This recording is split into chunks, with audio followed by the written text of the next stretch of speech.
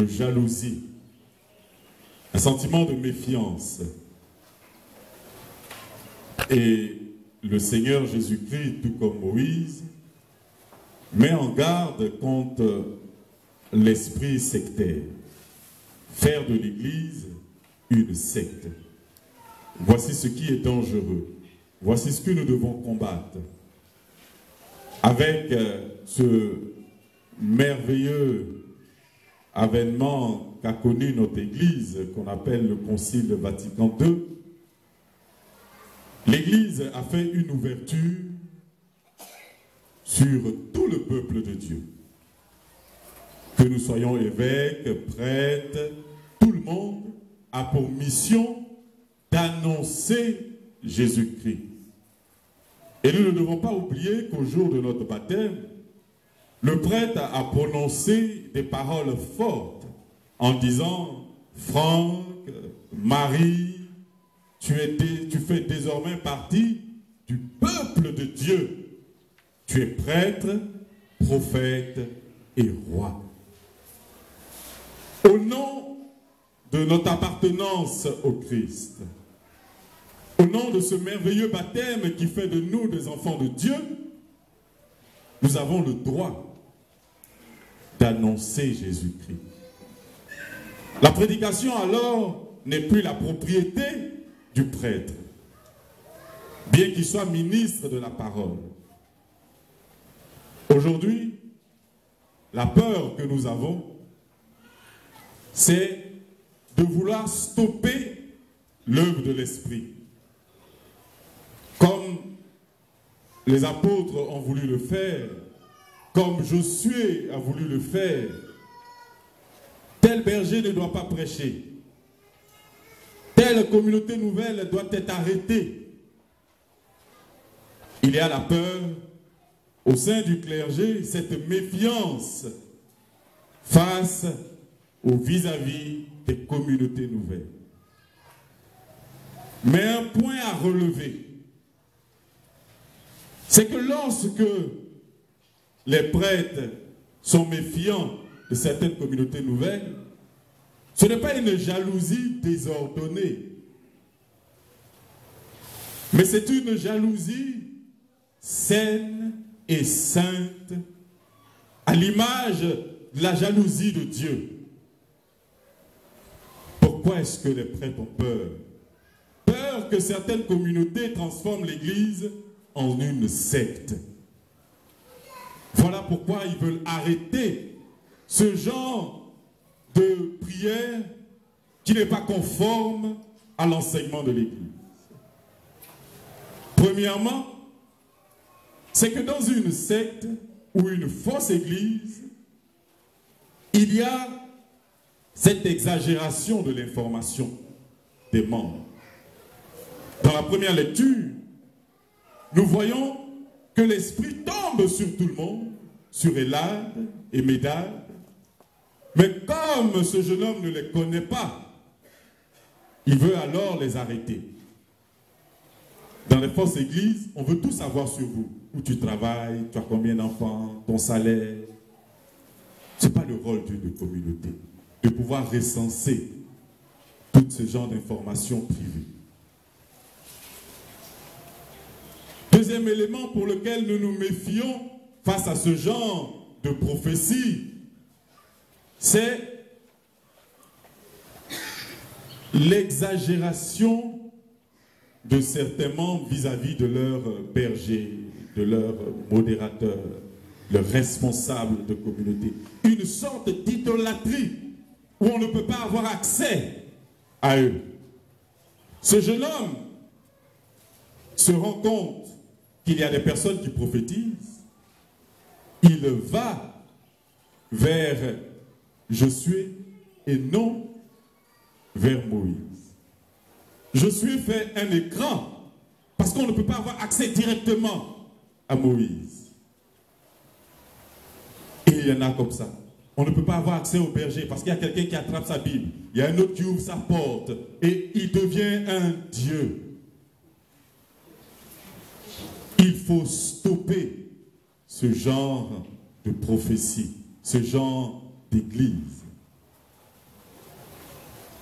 Il y a aussi la stratégie de pouvoir jouer sur le vécu, sur les sentiments, les émotions pour culpabiliser. Il n'est pas des nôtres, donc il n'a pas le droit. Beaucoup procèdent de la sorte.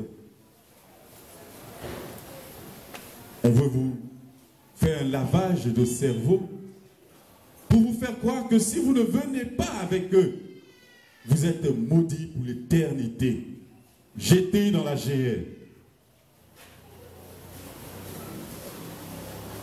Les finances.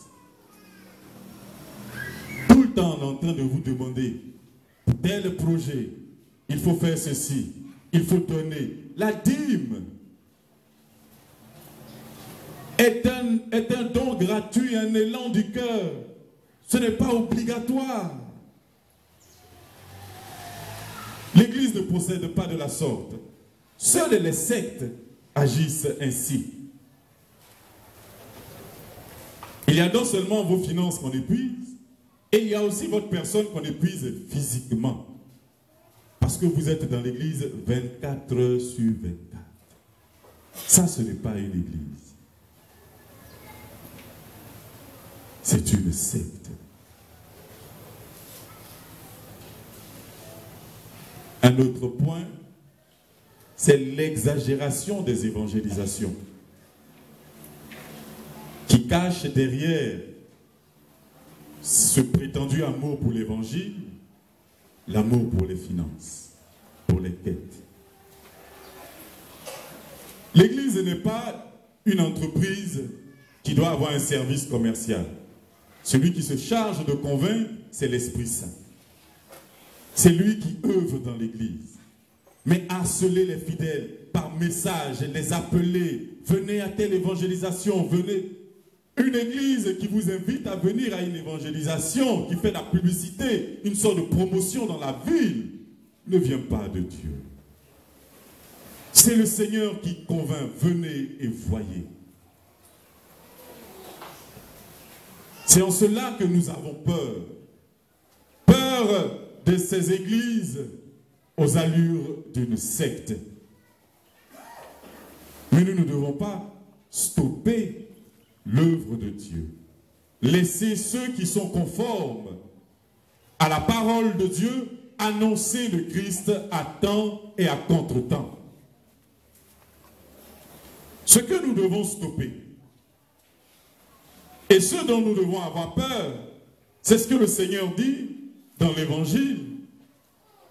Vaut mieux entrer manchot dans le royaume de Dieu que d'entrer avec tes deux mains à l'enfer. Vaut mieux entrer borgne que d'entrer avec tes deux yeux.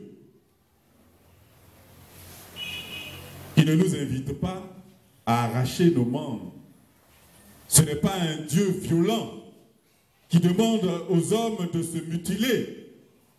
De toute façon, je suis toujours étonné pourquoi tous ceux qui prétendent connaître parfaitement la parole de Dieu et qui disent qu'il faut appliquer la parole de Dieu à la lettre, n'appliquent pas ce passage à la lettre.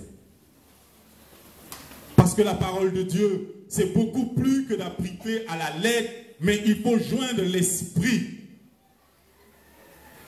Et puisque la première lecture et l'évangile nous parle de la méfiance des sectes, nous devons alors comprendre que ce passage de l'évangile est aussi en lien avec celui de la deuxième lecture, l'apôtre Jacques. Ceux qui créent des églises pour s'enrichir, parce que c'est avec la main qu'on s'enrichit, à force de vouloir demander, donner, c'est à cela que le Seigneur donne cet avertissement. Il y a un adage qui dit « Le paradis des riches se bâtit sur l'enfer des pauvres ». De plus en plus, le pasteur est riche et vous, vous êtes pauvre. Il n'y a aucun changement. L'église du royaume de Dieu, de la gloire de Dieu, mais en fait, cette gloire ne repose que sur lui. Les bénéfices ne sont que pour lui. Vaut mieux pour lui qu'il coupe sa main Vaut mieux pour lui qu'il arrête de prêcher à temps et à contre-temps sur l'argent, qui le conduira en enfer. Notre pied, le pied c'est le symbole de l'indépendance. Celui qui a des pieds peut marcher et aller où il veut. Ce que nous devons stopper, ce sont des bergers qui veulent marcher et aller où ils veulent en dehors de l'église, qui ne veulent pas annoncer l'évangile dans l'église, qui ne veulent pas travailler dans l'église. Ils deviennent une église catholique dans l'église catholique. Ou alors le responsable est élevé au rang d'évêque et il a toute une cour, un conseil épiscopal, des hommes qui empêchent d'atteindre le berger. Beaucoup ne marchent plus dans le sens de l'église. Beaucoup de communautés nouvelles doivent couper leurs pieds parce qu'il ne faut pas aller en dehors de l'église. Notre œil que nous devons arracher, c'est l'œil du jugement. Il ne marche pas avec nous. Donc l'Esprit de Dieu n'est pas avec nous. Dans les sectes, on est sûr qu'il n'y a que dans notre communauté que le salut se trouve. On regarde les autres avec mépris, avec beaucoup de méfiance. Et nous devons changer de comportement. Ceux qui sont dans cette fausse église ne vivent pas des fruits de l'esprit. Dieu a répandu son esprit sur nous. C'est un esprit de confiance, ce n'est pas un esprit de peur. Quand tu commences à avoir peur d'un frère d'une autre église, il faut savoir que tu es dans une secte. Fais attention à l'évangile qu'on te prêche. Pourquoi avoir peur de l'homme? Pourquoi avoir peur de son semblable? Pourquoi se méfier et aller rapporter? Oh, un tel a fait ça, il n'est pas de nous.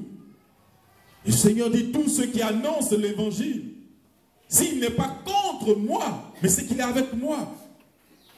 Si je suis évangélique, que j'annonce Jésus-Christ, je suis de la famille de Dieu. Si je suis catholique, que j'annonce Jésus-Christ, je suis de la famille de Dieu. Quelles sont ces églises qui passent leur temps à dénigrer les autres églises? Ce sont des sectes.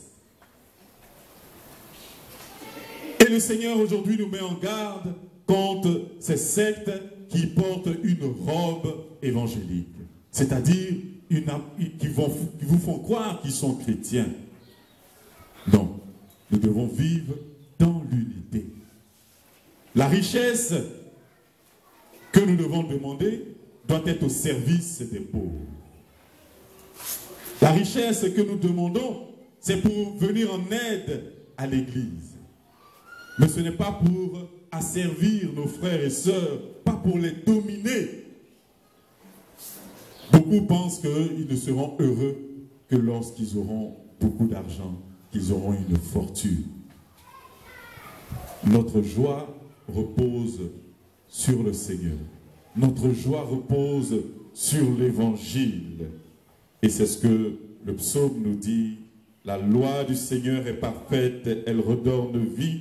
La charte du Seigneur est sûre, qui rend sages les simples. Cherchons jour et nuit à être amis de la parole de Dieu. Cherchons jour et nuit à nous familiariser à cette parole que nous avons reçue du Seigneur pour être des saints sur cette terre et mériter le royaume de Dieu, entrer avec tous nos membres dans la gloire du ressuscité, lui qui vit et règne pour les siècles des siècles.